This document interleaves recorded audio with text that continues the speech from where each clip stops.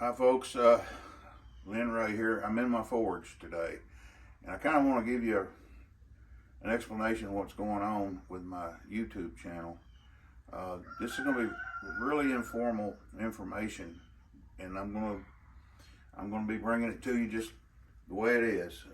And I've got animal noises, I've got chickens crowing, got guineas, and they holler a little bit, so just overlook some of the background noises that you hear. But I thought today just do an introduction and share a little bit about how I start my forge.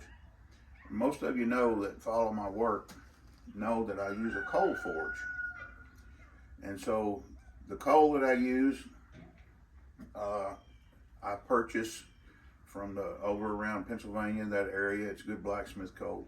But to show you how to start the fire, I think it's important that we go through the very basics.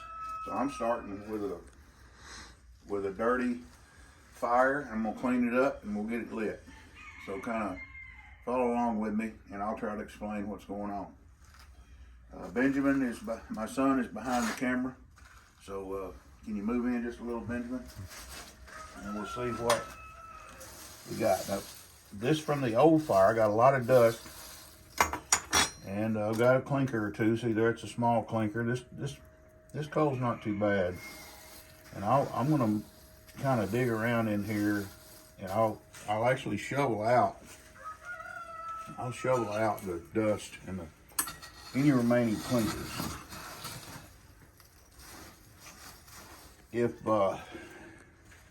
If you have any inclination to use coal, just be prepared that it can be dusty. Not terribly dusty, but there's going to be some dust.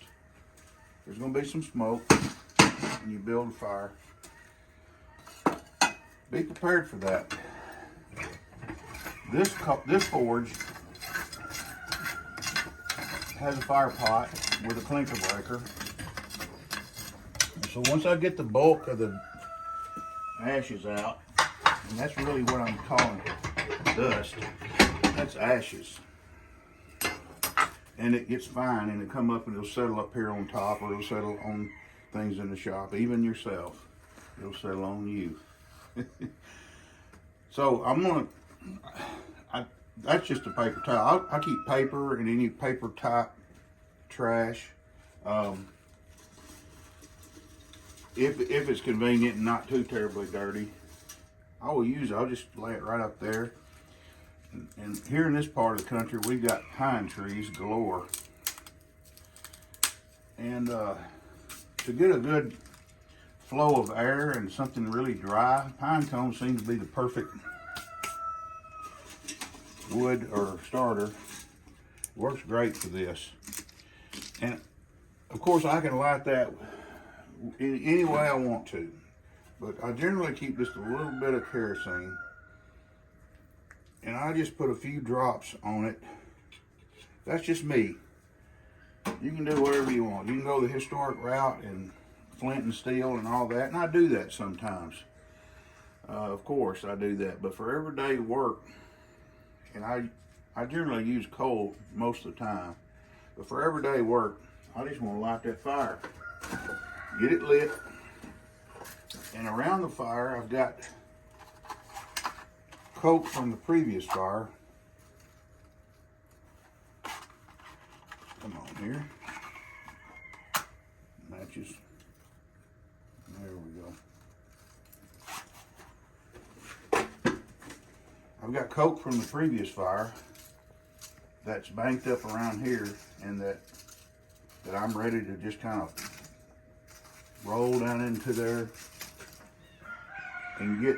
So what we're doing is we're starting with wood or paper or pine cones or something like that, a tinder or a kindling, and we're putting the actual coke that's already been coked up from the coal from the previous fire down in here on top. So I'm going to apply a little bit of air to it with the blower. So this is my blower, and it's like the early 1900s era Champion 400, and it's really nice. Those are nice blowers. I pulled out a little clinker earlier, and I just thought I'd show you that a clinker is just more or less the trash and byproduct. And this poker, when you poke down into a fire, you can actually feel the difference between a clinker and your coke. It has a different feel or sound and consistency. And so that's your trash. I'm going to put that in my bucket. And that bucket is directly below the fire pot. And the fire pot is where everything happens as far as the heat. But at times you can open a little door and drop your ashes down and basically clear everything out and get good airflow and maintain your fire. It's part of maintaining your fire. You see the smoke? That smoke is impurities. So I'm going to put a little bit more coal right on the fire and you'll see more smoke, because it's what we have is the smoke is the visible part, not just dust, but when it hits the heat, the flames, it starts off gassing, and gas is it manifests itself in the smoke, and actually that's flammable. So what you're seeing is more flame than heat. Well, a flame is hot naturally, but we want to build up the coke. We want to get it hot. That's your atmosphere that's going to really get your metal nice and hot. So it's going to flame a lot. And then when it cokes up, the flames will kind of minimize and the heat will increase. But the heat is going to be kind of down inside here. But we know what's going on inside by what we see on the outside. So we see a lot of flames and a lot of smoke. And that will kind of balance itself out. That way you know when your fire is ready to heat up your material and do some forging. So this is, well, I wanted to share this with you. We're kind of breaking the ice here on the YouTube channel and getting me in front of the camera more and speaking more. So I'm going to ask you to bear with me. And I'm just going to be myself. A bird just flew by and came into the video. We are out in the country here in central Arkansas. And it's a nice place to live. But you're gonna have to put up with the animal noises and perhaps my Arkansas drawl accent. But that's okay. We'll get by. So in the future, I'm going to try to be showing more and more about some of my processes. As you might know, that in my work, I do a lot of forging, but I also create processes. And in some of those processes, I will move material in a really extreme manner in different ways. I'll use different kinds of materials that perhaps is not run of the mill. So I'm going to ask you to remember that, but be watching for those things too. You may be interested in seeing some of the things. For instance, my X-ray knife, you may want to see some of the steps and stages, and I do plan on doing that. But this morning, it's a nice cool morning. We thought a fire would feel nice, and I am planning on doing some forging, but we wanted to show you how we build a fire in a cold forge. I'm just opening up that material that's being coked up, opening it up, letting more air flow through it, letting it vent, and it'll go out the chimney. And I keep a little bit of coal over here to the side that I can just rake over and feed the fire, but I'll feed it slowly. I rarely put coal right smack on top of the fire. It cools the fire off for one thing, and it also creates a cap on the fire, and gases will go back down. It's not necessarily good for what you're doing.